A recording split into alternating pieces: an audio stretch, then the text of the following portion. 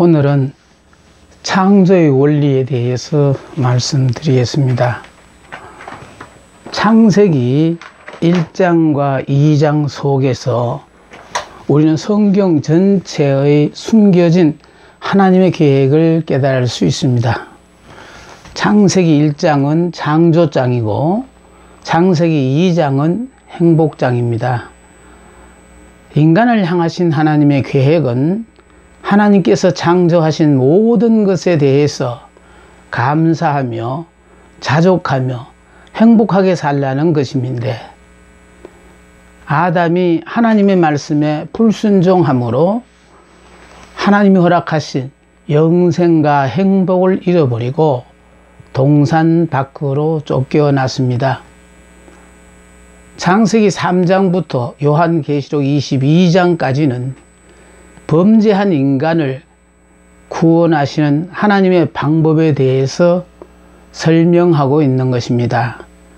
만일 죄를 짓지 않았다면 성경은 창세기 1장과 2장으로 끝나고 맙니다. 그런데 하나님 창조의 원리를 보면은요, 하나님은 첫째 날에 빛을 창조하여 빛과 어둠으로 나누시고, 둘째 날에 공창을 창조하사 하늘과 바다로 나뉘게 하셨어요. 셋째 날은 물을 한쪽으로 몰아서 육지와 바다로 나뉘게 하셨습니다. 넷째 날은 여기 해와 달과 별을 만드셔서 해는 낮을 주관하게 하시고 달과 별은 밤을 주관하게 했어요. 다섯째 날에는 이 하늘에는 새를 만들고 바다에는 물고기를 만드셨어요. 여섯째 날에는 각종 동물들을 다 만들고 제일 마지막에 사람을 창조하셨습니다. 그리고 일곱째 날에 하나님은 안식하셨어요. 자, 그러므로 말미암아 요 그림을 보면은요, 이 첫째 날, 둘째 날, 셋째 날 밑으로 쭉 보면은, 자, 빛과 어둠으로 나누고 하늘과 바다로 나누고 또 바다와 육지로 나누잖아요. 그러다 보니까 하나님이 우리에게 오시면은 분리를 시킨다는 거예요. 그래서 이 분리, 더 글자를 크게 따로 이렇게 표시했습니다. 그래서 하나님이 우리에게 오시면은 그분은 거룩하신 하나님이라, 하나님 외에 우리가 섬기고 있는 모든 것들은 필요 없는 거예요. 하나님만 바르게 섬기면 필요한 모든 것들은 하나님이 다 책임지고 우리에게 도와주시는 것인데, 문제는 그런 것들을 우리가 얻게 되어지면은 하나님을 섬기지 않고 그것들이 하나님이 돼서 하나님을 떠날 가능성이 있기 때문에 하나님께서는 하나님 외에 우리가 하나님만큼 사랑하는 모든 것들을 우리 주변에서 다 치워버립니다. 돈을 하나님보다 더 사랑하는 사람은 평생 돈 구경 못할 수도 있어요. 그 대신 하나님만 열심히 믿으면은 하나님께서 이 친구는 돈보다는 하나님을 더 섬기구나 해서 돈벼락을 내릴 수도 있다는 것입니다. 자식을 하나님이 선물로 주면은 그 자식이 너무 귀하고 사랑스러워서 하나님보다 더 사랑하니까 교회도 빠지고 신앙생활에 게을러지니까, 그러면 하나님이 그 자녀를 데리고 갈 수도 있다는 것입니다. 우리 거룩하신 하나님은 하나님과 더불어 여러 가지를 섞어서 짬뽕으로 믿는 것을 원치 아니하셔요. 왜냐하면 그분은 거룩하신 하나님이라. 첫 번째 하나님을 믿게 되어지면은 내 생활 속에서 일어나는 일은 하나님이 자꾸 내가 그동안 그렇게 좋아하고 사랑하던 그 모든 것들을 내 주변에서 하나 둘 치우기 시작한다는 거예요. 분리입니다. 다음에 넷째 날, 다섯째 날, 여섯째 날, 여기는 하나님께서 낮에는 해를 뜨고 밤에는 달과 별, 또 하늘에는 새를, 바다에는 물고기를 만들고 또 각종 동물들과 사람을 창조하심으로 말미암아 하나님은 질서를 주셨다는 거예요. 하나님의 질서. 그러니까 세상의 질서가 아니고 하나님의 질서. 다시 말해서 우리 하나님은 질서의 하나님이시기 때문에 그러합니다. 질서를 우리에게 요구하시는데 그래서 하나님은요, 하나님 당신이 원하시는 질서를 지키는 자에게 기적을 행하시고 그랬어요. 그리고 하나님은 무한한 축복을 그에게 허락해요. 그러나 하나님의 질서, 다시 말해서 하나님의 말씀을 벗어나서 사는 데에 대해서는 하나님이 전혀 관심을 갖지 않으신다는 사실이 중요합니다.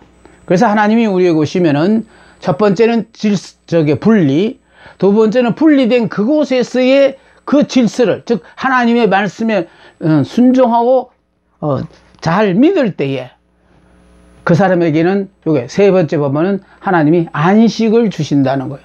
그러니까 하나님이 안식을 주시기 때문에 우리 하나님은 안식을 주시는 하나님. 그러니까 여기서 분리를 시키시는데, 분리는 왜냐하면 그분이 거룩하신 하나님이기 때문에 분리를 시킨 것으로 끝나지 않고 분리된 그곳에서 이제 하나님이 주신 질서를 지킬 때 그 안에서 우리는 안식을 얻을 수 있다는 겁니다. 그래서 여기 질서는 하나님이 주신 하늘의 질서를 말해요. 뿐만 아니라 이 질서를 지킬 때 하나님께서는 안식을 주시는 하나님으로서 인간에게 안식을 허락하신다는 겁니다. 자, 그래서 일곱째 날에요, 하나님은 안식을 하셨고, 안식하셨는데 중요한 것은 바로 무엇이냐면 하나님은 안식하시지 않아도 되실 분이에요. 그럼에도 불구하고 일곱째 날에 안식하셨던 이유는 여섯째 날 마지막에 인간을 창조하셨기 때문에 인간과 더불어 안식일을 지내게 했다는 거예요. 그러니까 인간을 위한 안식일이에요. 그래서 우리가 안식은 하나님 안에서의 안식이에요. 주 안에서 우리의 참 안식이 있는 것이지 주 밖에서는 우리는 안식을 얻을 수가 없습니다. 자, 안식하신 이 하나님은 두 번째는 바로 뭐냐면은 하나님은 인간이 자유스럽게 살기를 원하셔서, 그러니까 자유스럽게 산다는 건 은혜로 살라라는 것입니다.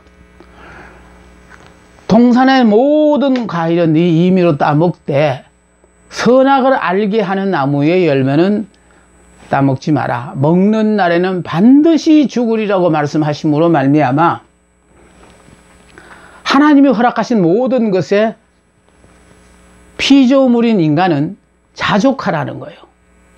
피조물인 주제에 하나님이 하시는 처사에 못마땅하게 생각한다는 것은 피조물로서 그는 자격이 없다, 이런 뜻이죠. 그래서 선악을 알게 하는 나무의 열매를 먹지 말라고 함으로 말미암아 하나님께서 허락하신 모든 것에 대하여 우린 자족하며 감사하며 살아야 돼요.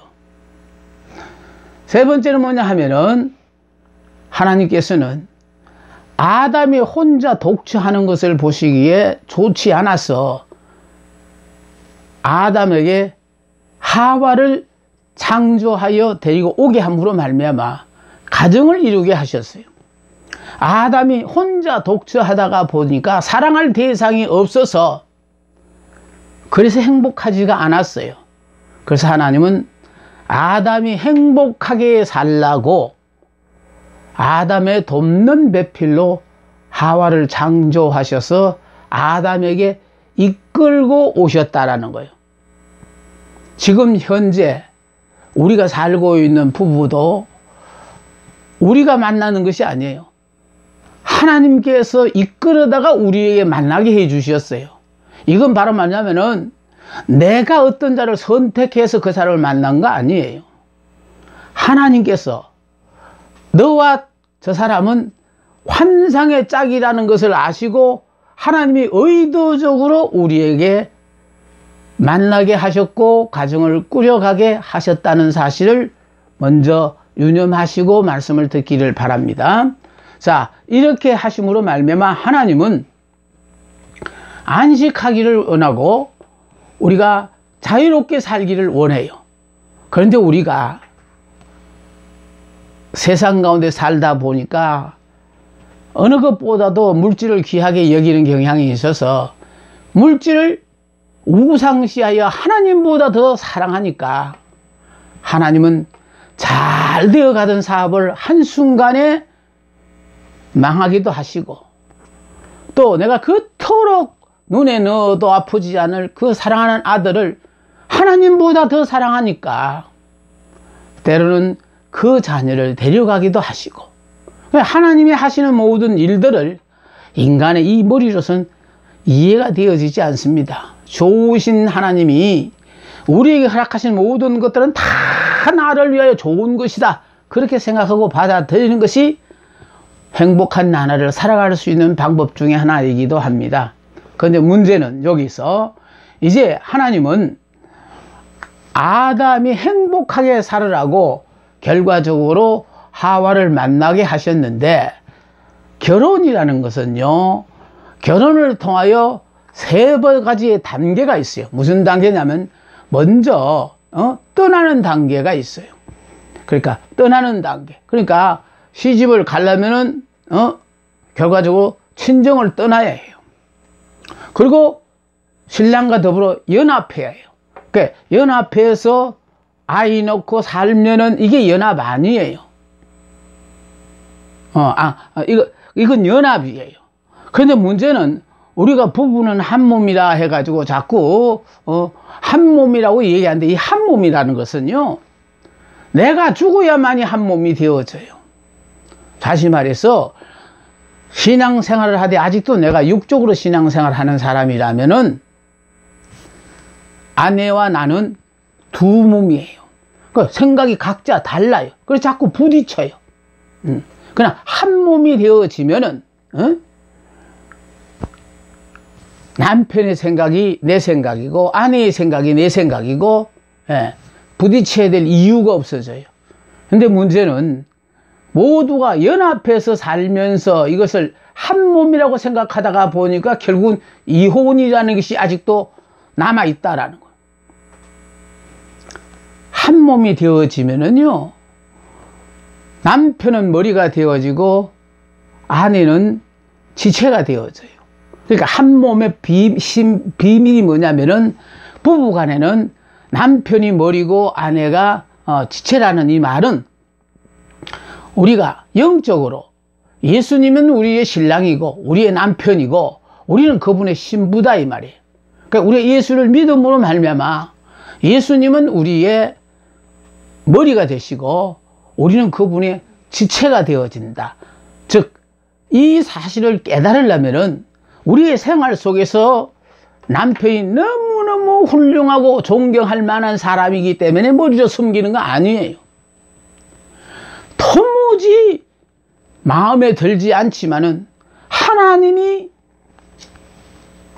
머리로 섬기라 하니까 남편을 머리로 섬길 때 주님은 네가 정말로 나를 믿는구나 하고 인정한다는 거예요. 우리가 아무리 하나님을 믿는다고 하더라도 우리 가정생활에서 남편을 머리로 또 아내가 지체로 그렇게 살지 않으면은 그건 아직 하나님을 온전히 모르는 사람이에요. 그래서 한 몸으로 살기를 원하시는 것은 그리스도와 우리는 한 몸이거든요. 그러니까 그리스도가 우리의 머리가 되고 우리는 그분의 지체가 되어져서 무슨 사고로 말미암아요 팔 다리가 다 떨어져도 살 수 있어요. 그러나 머리가 떨어지면 죽어요. 왜? 여기에 머리에 생명이 걸려 있기 때문에 그래요. 그래서 예수님과 우리가 머리와 몸으로 지체로서 한 몸이 되었을 때 이 머리가 떨어지는 사람은 그 죽는 거예요. 여러분, 우리가 영적으로 이렇게 하나님과 그리스도와 더불어 한 몸이 되어진 사람은 그리스도의 생각이 나의 생각이고 내가 염려하고 걱정해야 될 모든 걸 그분이 다 책임지고 걱정을 해 주시게 돼 있어요. 그래서 이렇게 한 몸이 되기 위해서는 먼저 내가 살던 그곳을 떠나야 하고, 그래서 하나님께서 연합하게 하셨으니까 연합해서 살다가 결국은 우리가요, 육의 사람일 때는 한 몸이라 그러고 살지만은 두 몸으로 살다가 내가 은혜를 받고 영적 사람이 되어지면은요, 아, 우리는 한 몸이구나. 둘이서는 떨어지면은 우리는 둘 다 죽는구나. 이걸 알고 이혼이란 말은 입 밖에 내지도 않고 살아가요. 자, 이 말씀이 주시는 지금 큰 흐름을 제가 여러분 앞에 설명을 했습니다만은 보다 구체적으로 이 도표석에 감춰준 하나님의 비밀을 한번 생각해 보려고 합니다. 먼저요, 예수님이 오심으로 말미암아 빛과 어둠으로 나누신 것처럼 우리가 하나님을 몰랐을 때는 어둠의 자녀였어요.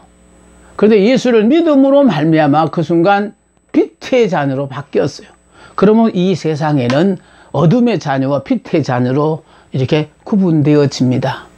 자, 둘째 날요, 하늘과 바다를 나누셨는 것은 이건 바로 뭐냐면은 빛의 자녀라고 하는 믿는 자 중에서도 하늘에 소망을 두고 사는 사람이 있는가 하면은 땅에 소망을 두고 사는 사람이 있어요. 그러니까 기도를 들어보면은 하늘에 소망을 두고 있는 사람인지 땅에 소망을 두고 있는지를 쉽게 알 수가 있어요. 땅에 소망을 두고 있는 사람은 이 땅에 천년만년 살 것처럼 집착을 갖고 살아가잖아요. 그러나 하늘에 소망을 두고 있는 사람은 하나님이, 즉 주님이 나와 함께 하시면은 염려 걱정하지 않고 매일매일 평안한 삶을 사는 겁니다. 우리의 생활 속에 우리가 염려하는 그 모든 것들은요, 모두가 오늘의 부족한 것 때문에 걱정한 것이 아니죠. 천년, 내년, 10년, 내 세대가 끝나고 우리 자손의 세대까지 잘 살게 하기 위해서는 많은 것을 소유해야 되는 그런 것 때문에 걱정하고 염려하는 것이지. 그래서 우리 보고요, 그날 만족하고 행복한 삶을 살으라는 거예요. 왜냐하면은 이 밤이라도 하나님이 나를 불러서 데리고 가실 수도 있기 때문에 그렇습니다. 우리는 마치 천년 만년 살 것 같은 자신감에서 그런지 어떻게 한 거 벌어서 모을 때 모아야 된다 하면서 정말 열심히 살아가는 분들이 계시는데, 믿음의 사람은 오늘 하루를 위하여, 오늘 이렇게 내가 산다면은, 내가 내일 살아야 된다면 하나님께서 내 생명을 연장해 주시고 오늘까지 이렇게 산 것처럼 내일도 하나님이 살게 해 주실 것이라는 것을 믿기 때문에, 그래서 염려하고 걱정하지 말라고 했어요. 그래서 공중나는 새를 보라, 돌에 핀 백합화를 보라. 그들이 걱정하고 먹을 거 입을 거가 걱정하느냐? 하물며 너희일까 보냐? 하나님의 자녀는 그런 것으로 걱정하고 염려해서는 안 된다는 거예요. 우리는 오늘 이렇게 내가 살아서 건강하게 살아간다는 이 자체로 감사하면서 마음껏 행복을 누리며 주님께 영광 돌리는 그런 귀한 삶을 살아야 합니다. 다음에 셋째 날요, 여기 보니까 물을 한쪽으로 몰아서 바다와 육지로 만드셨다는 말은 하늘에 소망을 두고 산다고 하면서도 여기 보면 육체의 소욕대로 사는 사람이 있는가 하면은 성령의 소욕대로 사는 사람으로 또 나눠진다 이 말이에요. 분명히 땅에 소망을 두지 않고 하늘에 소망을 두고 사는데도 불구하고 자꾸 내 안에서 부딪힘이 있다라는 거예요. 이 말이 무슨 말이냐면 영육 간의 갈등이 있다 이 말이에요. 육체는 본능대로 살길 원하고 성령은 하나님이 기뻐하시는 삶을 살자고 하고, 그래서 계속해서 이 충돌, 영육 간의 갈등이 있어요. 이 갈등이 있는 건 제가 아니에요. 이건 내가 영의 사람이기 때문에 내가 느끼는 거예요. 아직도 내가 영적인 세계를 모르는 사람은 이런 것도 못 느껴요. 그런데 하나님이 인간을 창조하실 때 흙으로 빚으시고 생기를 불어넣어 생명이 되었다라고 했는데, 그것은 육과 영은 이건 융합될 수가 없는 거예요. 근데 이것을 하나님께서 융합을 시키셨어요. 그러다 보니까 이건 수시로 충돌하는 거예요. 근데 충돌하되 문제는 영이 육을 이겨야만이 되지, 영이 육 앞에 져버리면은 모든 것이 힘들고 어려운 삶으로 바뀌어요. 왜? 하나님의 축복의 관심 속에서는 벗어났으니까 그래요. 우리가 이렇게 힘들고 어려운 삶을 살아도 내가 하나님이 기뻐하는 삶을 살려고 몸부림을 치면은 우리로서는 불가능하지만 하나님으로서는 모든 것이 가능하시기 때문에 우리가 그렇게 어렵게 살도록 내버려 두지 않으신다는 사실을 기억하세요. 그래서 빛과 어둠의 자녀, 우리는 빛의 자녀인데 이 빛의 자녀 중에도 우리는 하늘의 소망을 두는 자가 되어야 되고, 그 다음에 영육 간의 갈등을 할 때 우리는 성령을 쫓아 사는 사람으로 살아야 된다는. 그래서 육신을 쫓아 살면은요, 육신의 열매를 맺어 자기가 원하는 열매를 맺어요. 그러나 성령을 쫓아서 사는 사람은 하나님이 기뻐하는 열매를 맺어서 성령의 열매는 하나님이 나를 통하여 이 땅에 거두시고자 하는 열매이기 때문에 성령의 열매를 맺고 산다라는 것입니다. 그 다음에 넷째 날은요, 해와 달과 별을 창조하셨다라는 것은 해는 낮에 떠야 돼요. 달과 별은 밤에 떠야 돼요. 이게 바뀌면 안 돼요. 그러니까 해와 달과 별을 창조함으로 말미암아 하나님은 때가 있다는 거예요.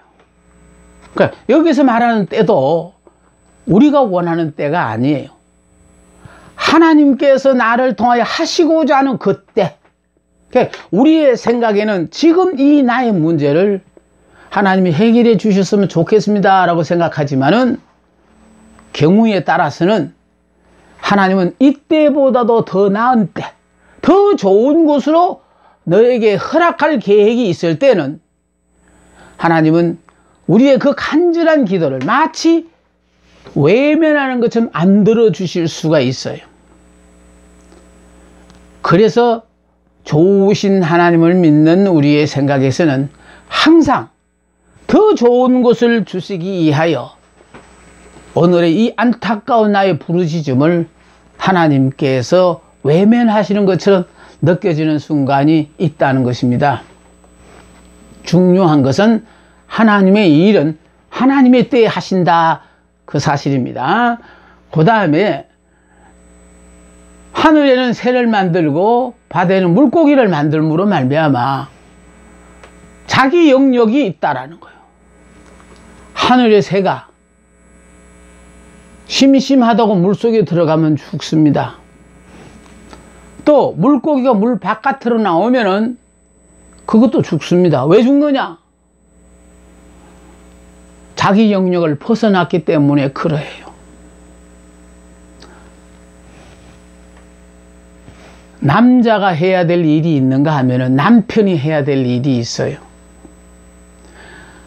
아내가 해야 될 일이 있는가 하면은 여자가 해야 될 일이 있어요.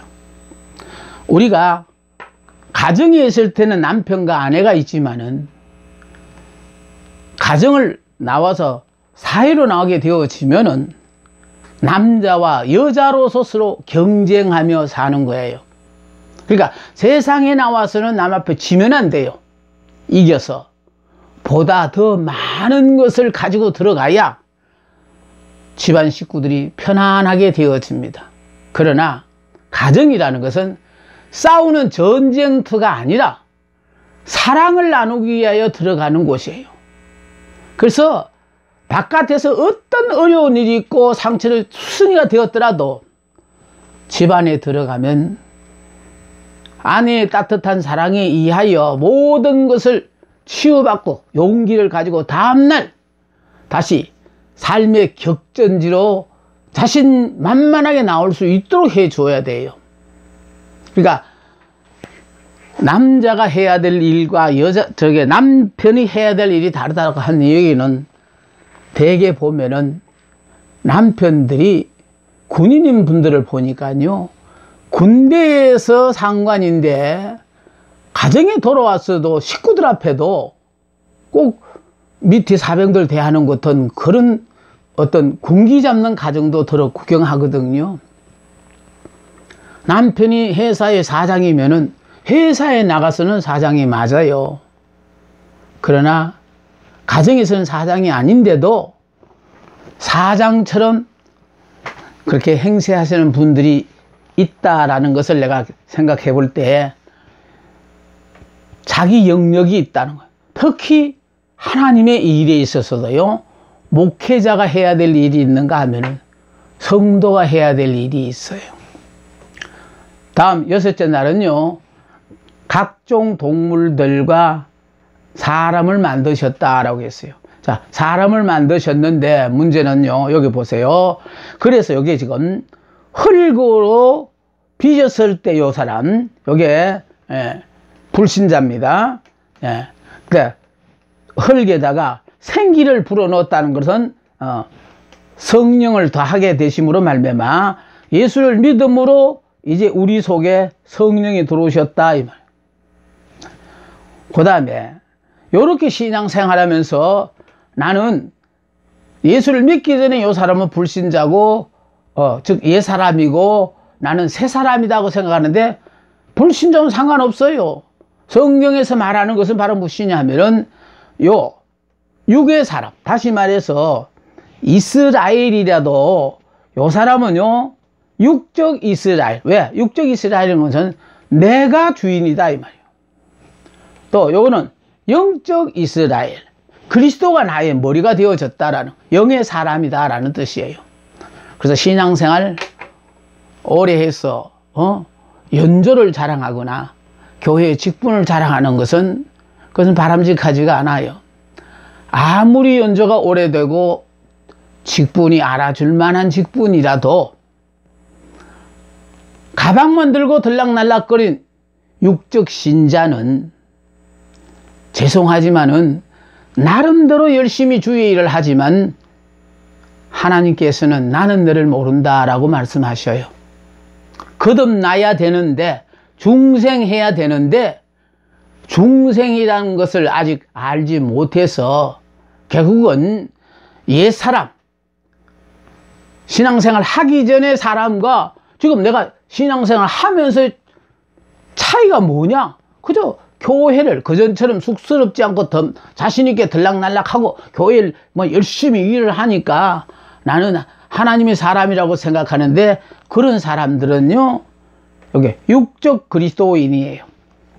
그래서 육적 그리스도인은요 일의 주체가 자기예요. 그러니까 이 사람이 아무리 많은 하나님의 일을 하면서도 이 사람은 나는 주의 일을 이만큼 했노라 하지만은 사실은 자기 일을 한 거예요. 왜?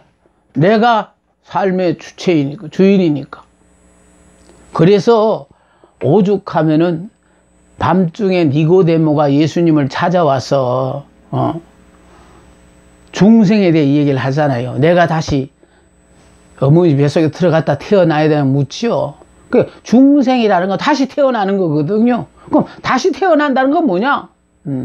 내가 죽어야만이 다시 태어날 수 있어요. 보세요.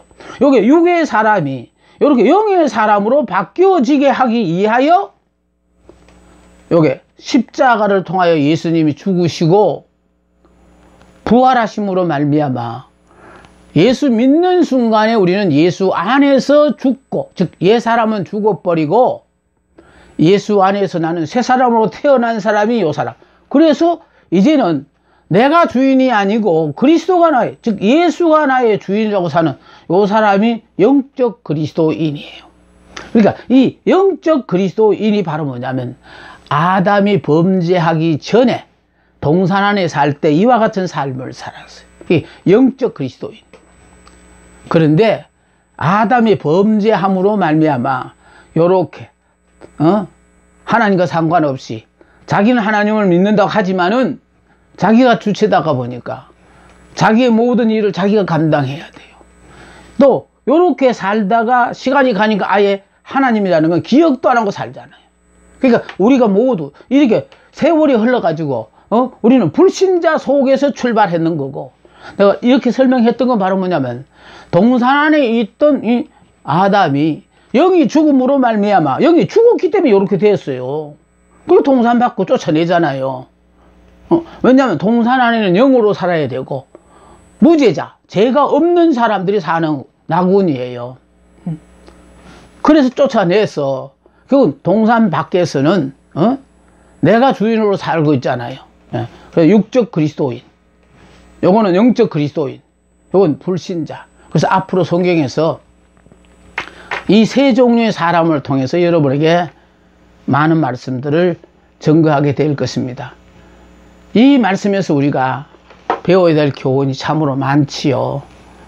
그 중에서 특히 창세기 1장은 뭐냐 하면은 창조장이에요. 그러니까 창조장이라는 건 뭐냐면은 인간이 살아가는 데 필요한 모든 재반 요소를 다 창조하신 후에 제일 마지막에 사람을 창조했다라는 거예요. 이 말은 인간이 창조의 클라이막스라는 뜻이에요. 그러므로 말미암아 내가 역사의 주인공이에요. 주인공인 우리가 누구를 쳐다보고 남들은 어떻게 사나 하고 부러워할 필요가 없다라는 거예요. 네가 들어서 역사를 새롭게 시작하라는 거예요. 그래서 하나님은요, 내가 역사의 주인공이니까 야 봐라, 나를 봐라, 그리고 당당하게 사는 겁니다. 저는 이스라엘이여 너는 행복한 사람이로다, 이 말씀의 진리를 깨닫고 난 뒤부터요 얼마나 열심히 외쳤는지 모릅니다. 지금까지도 외치고 있습니다. 봐라, 내가 행복자가 아닌가 긴가. 그래서 저 말씀을 외치고 힘들고 어려운 모든 가정을 툴툴 털고 나와가지고 오늘까지 이렇게 건강하게 세상의 사람들이 부러워하는 그런 삶을 살아가고 있습니다. 자, 보다 구체적으로 공부를 하겠습니다. 여기 이제 하나님께서 여기 안식하셨는데, 이 안식은 결국은 주 안에서 안식이라는 거예요. 우리가 주 안에서 안식해야 이게 참 안식이지, 주 밖에서의 안식은 참 안식이 아니라는 거. 다음에 요게 선악과를 통하여 하나님께서 우리에게 허락하신 모든 자유가 선악과만 따먹지 않으면은